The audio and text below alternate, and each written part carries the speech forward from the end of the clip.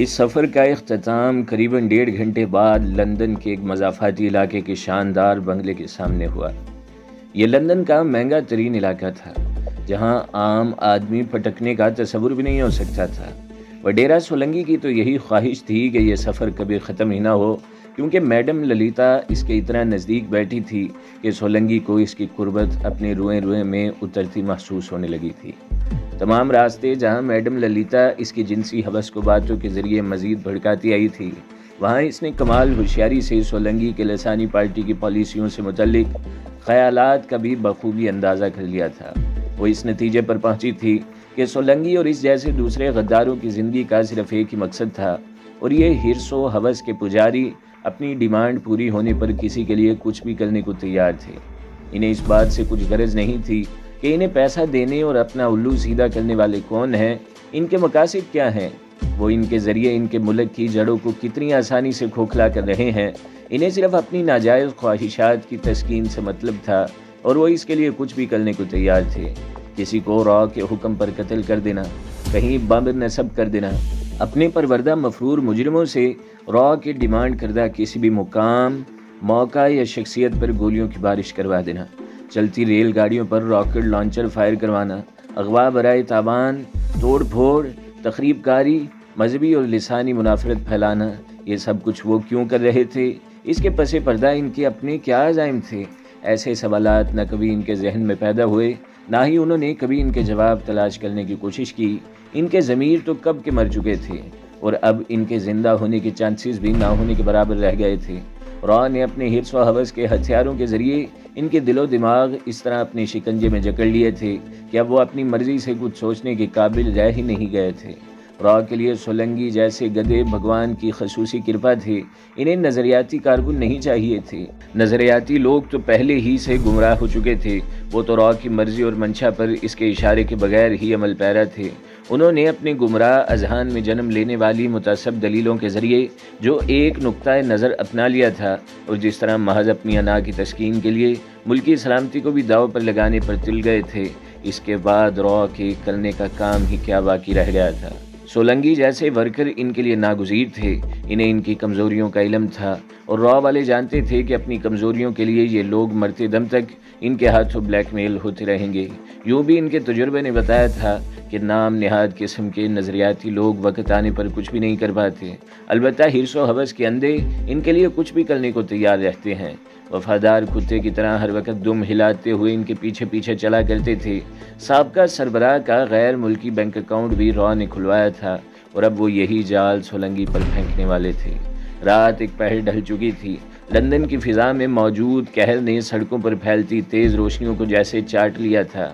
Mercedes کی تیز head lights میں بھی چند گز کے بعد کہیں کہیں منظر غائب ہو جاتے تھے، اور آنکھوں کے آگے قہر کا جال تن جاتا تھا۔ باہر سردی سے ماحول منجمد ہو رہا تھا، لیکن گاڑی کے اندر کا ماحول بڑا گرم اور آرام دہ تھا۔ وڈیرا سولنگی بیک وقت گاڑی کے ہیٹروں اور للیتا کے کرب کی گرمی سے پگھل رہا تھا۔ اگر اسے ایک رات کے لیے ہی اس عورت کا کرب نصیب ہو جاتا تو وہ اس کے عوض اپنی جان سے گزرنے پر بھی تیار تھا۔ للیتا کو بھی یہی گارنٹی درکار تھی۔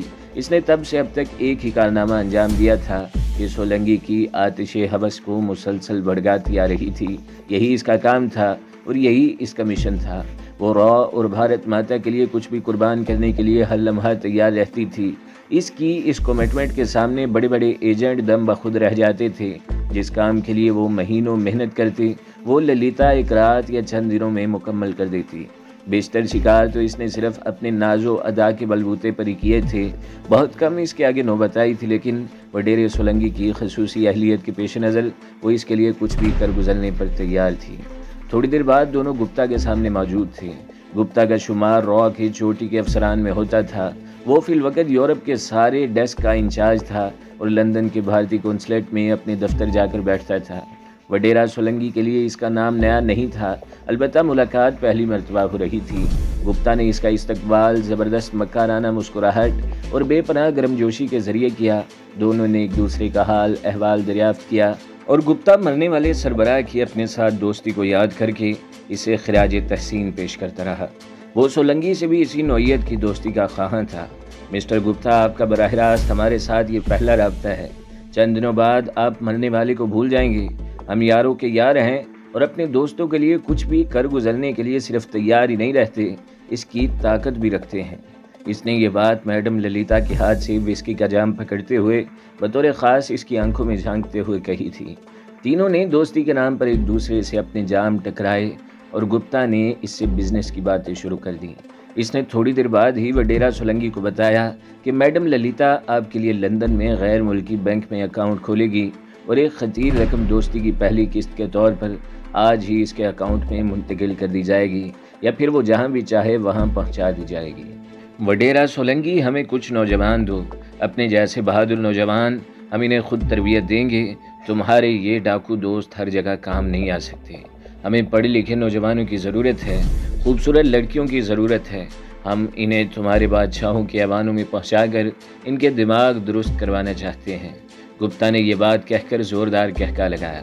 سولنگی نے مکمل بے غیرتی کا مظاہرہ کرتے ہوئے اس سے بھی زیادہ بلند کہکا لگایا تھا۔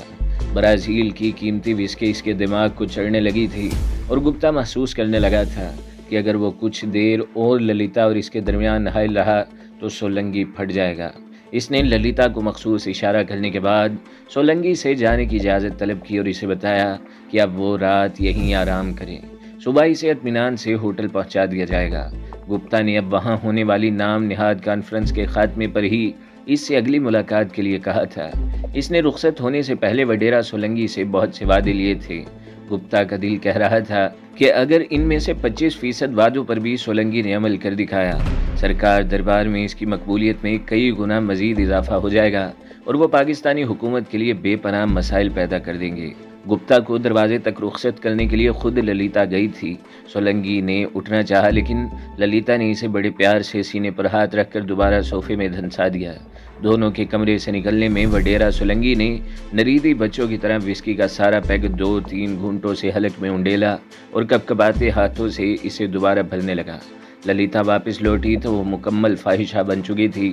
چند منٹ میں ہی اس نے شراب کے نشے میں دھت، عقل کے اندھے اور بے شمار جسمانی عوارض کی مالک لسانی ہاری کے سربراہ وڈیرا سولنگی کو چاروں شانے چت کر دیا۔ سولنگی نے چند روز قیام کے بعد واپسی کے لیے رخت سفر باندھ لیا۔ اس درمیان میڈم للیتا اور را نے اس کی اتنی جی جان سے خدمت کی کہ وڈیرا سولنگی تو ان کا بندہ بے دام بن گیا تھا۔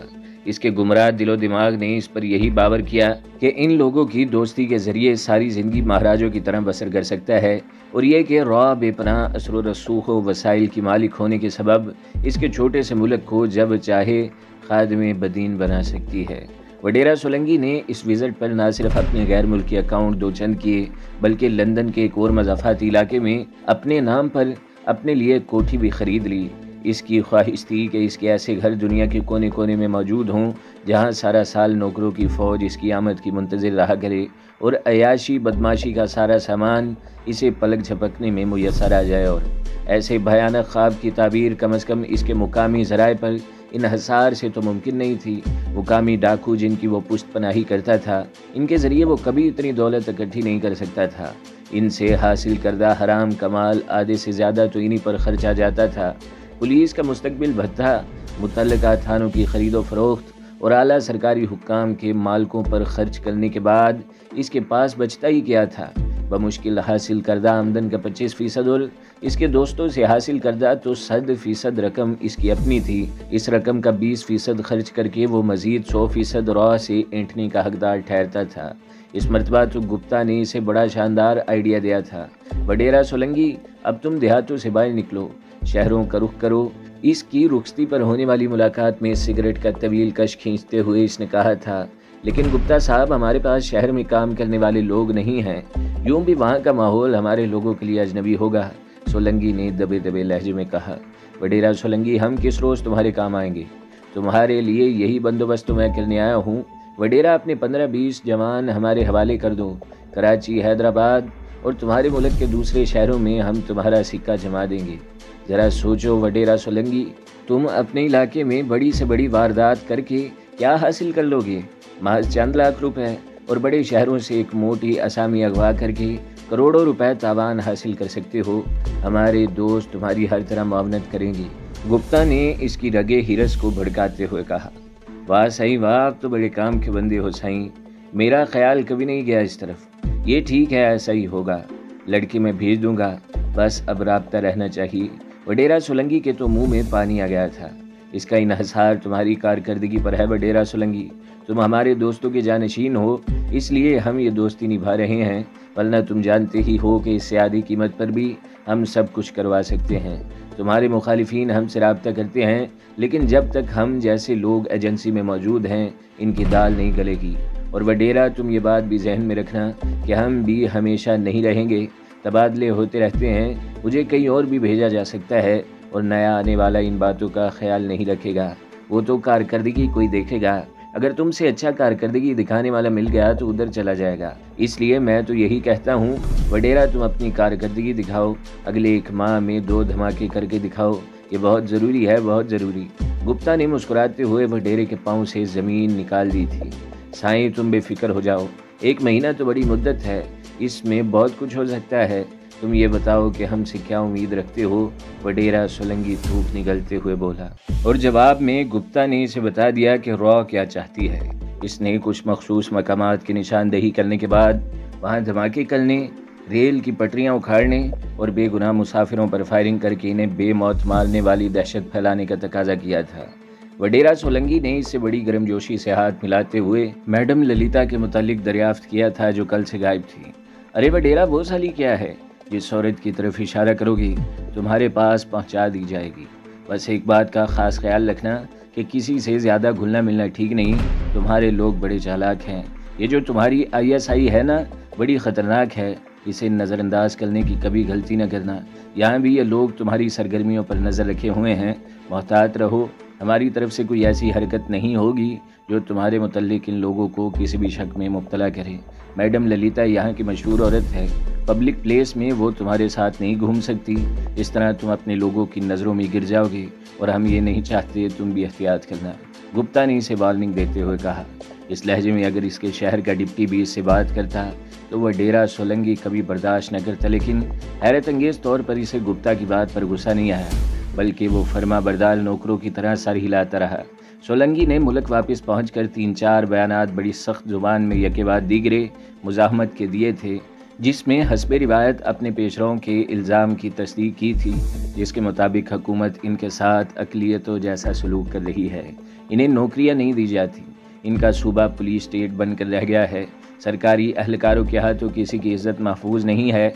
एक साजिश के तहत इन ज़मीनों पर दूसरी कौमों के लोग काबिज हो रहे हैं, इनके हुकूक को बुरी तरह कुचला जा रहा है, वगैरह वगैरह। अपने कराची वाले महल में चंद रोज़ ठाठ से गुजारने और लंदन की अयाशियों का अयादा करने के बाद वो बिलाखिर अपनी गोठ में पहुंच गया, जहां अगले रोज़ इसने वड्डा साईं को मुलाकात के लिए तलब कर लिया। वड्डा साईं अपने साहबजादे साईं लोग को भी इस मुलाकात पर बतौर ख़ास अपने हमरा लेकर आया था। साईं लोग का हुलिया देखकर एक लम्हे के लिए तो वडेरा सोलंकी हैरान ही रह गया। इसने अंगूरी रंग का चोला पहन रखा था, आंखों में सुर्ख डोरे तैर रहे थे, जबकि दोनों हाथों की उंगलियां अंगूठियों से भरी हुई थीं। शक्ल ही से वो छूटा हुआ गुंडा दिखाई दे रहा था। ये क्या है बाबा? वडेरा सोलंकी ने वड्डा साईं से गर्मजोशी से मुसाफा किया और फिर मुआनका करते हुए मुस्कुरा कर पूछा। बस वडेरा, तुम्हारी मेहरबानी और अल्लाह साईं का करम है, मैंने साईं लोग को फ़कीरी लाइन में डाल दिया है।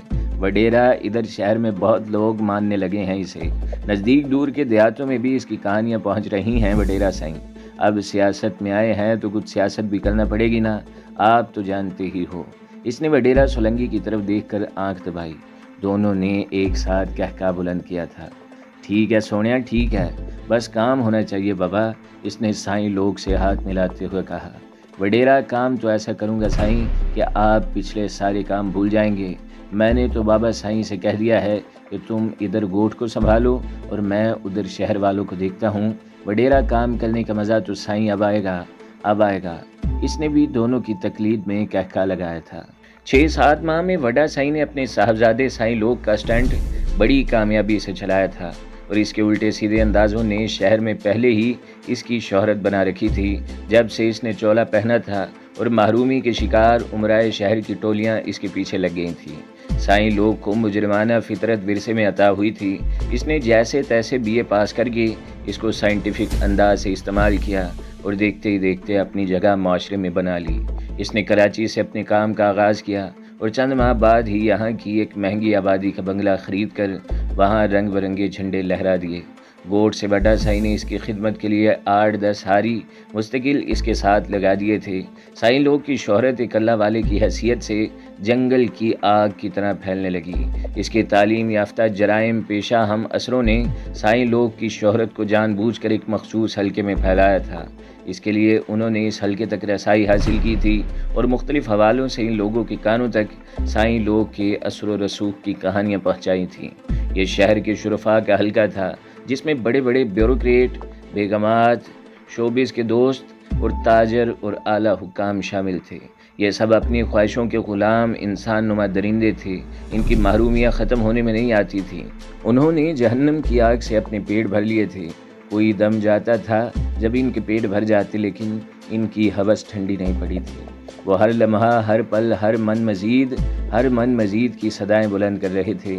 بڑے بڑے محلات میں رہنے والے، مسلح پہرے داروں کی حفاظت میں زندگی بسر کرنے والے، معاشرتی اور موسمی جبر سے بے نیاز اور اپنی فرعونیت میں مست یہ انسان نما بھیڑیے اندر سے بڑے بزدل تھے۔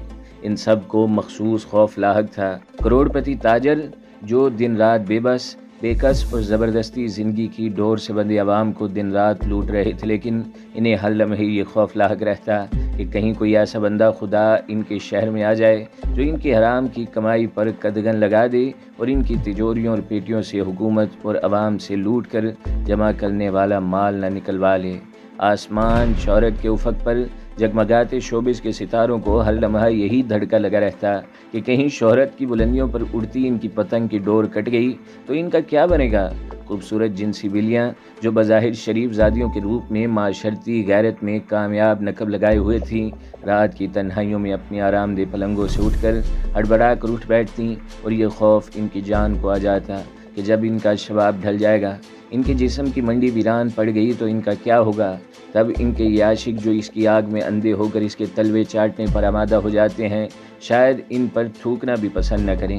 اربوں کی ناجائز آمدن سے محلات تعمیر کرنے والے سرکاری اہلکاروں اور اعلیٰ حکام پر یہ فکر دامنگیر رہتی کہ جلد یا بدیر ان کے کالے کرتوت بے نقاب ہو جائیں گے اور اگلے پچھلے سارے حساب چکانے پڑیں گے۔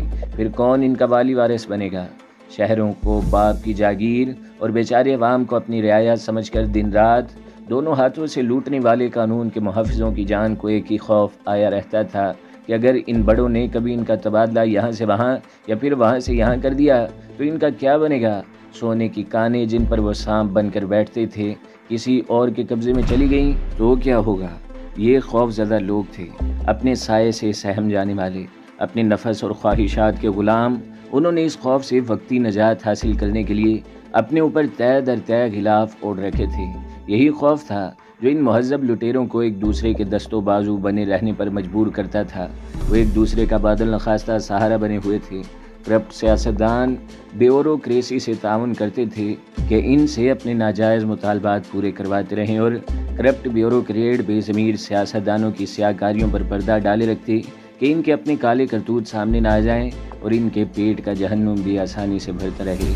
ان کی روحوں کو حرام کاری کا کوڑ لگ گیا تھا۔ بظاہر چمکتے دمکتے چہروں کو اپنے جسموں پر سجانے والے ان بیماروں کو ہر وقت ایک ایسے معالج کی ضرورت رہتی تھی جو انہیں جھوٹی طفل تسلیاں دیتا رہے، اور سائیں لوگ جیسے جرائم پیشہ وحشی ان کے بہترین معالج تھے۔ وہ اپنے ہر گاہک کی ضرورت پہچان کر اس کا سودا کرتے تھے، ان کی ایک ضرورت کو پورا کرتے اور اپنے بہت سے الو سیدھے کر لیا کرتے تھے۔ سائیں لوگ تمام حرام کاروں کا باپ تھا۔ وہ انہیں ایک دوسرے کا خوف دلا کر اپنا معاملہ سیدھا رکھتا تھا۔ وہ بڑا ہی نفسیاتی بندہ تھا۔ اسے ان کی رگ رگ سے آگاہی تھی کس افسر کی نظر کس پلاٹ پر ہے، کس بیگم کی نظر کس افسر پر ہے، کس افسر کے تبادلے کو روکنے کا کسے اور تبادلہ کرنے کا کسے اختیار ہے، کس کی بیٹی کس کے بیٹے کے ساتھ اور کس کا بیٹا کس کی بہو کے ساتھ ناجائز مراسم رکھتا ہے۔ اسے ان تمام معاملات کی خبر رہتی تھی۔ اس نے ان لوگوں کی مدد سے ان کے گھروں کے اندر اپنا جاسوسی کا جال بڑی کامیابی سے بنا دیا تھا۔ افسر اعلیٰ سائیں لوگ کے پاس اپنی بیگم اور بیگم افسر اعلیٰ کا کچا چٹھا کھول جاتی تھی۔ دونوں اس فریب میں مبتلا رہتے کہ سائیں لوگ ان کا ہمدرد ہے، لیکن دونوں اس سے لا علم تھے کہ وہ سوائے اپنے اور کسی سے مخلص نہیں ہے۔ جسم فروشی سے ایمان فروشی تک ہونے والی دھندوں پر اس کی گہری نظر تھی۔ ان دھندوں میں وہ اکثر و بیشتر کسی نہ کسی مقام پر کوئی نہ کوئی رول ادا کر رہا ہوتا، لیکن اس کھیل کے کسی کریکٹر کو علم نہیں ہو پاتا تھا کہ عیسائی لوگ بھی ان کے درمیان کہیں موجود ہے۔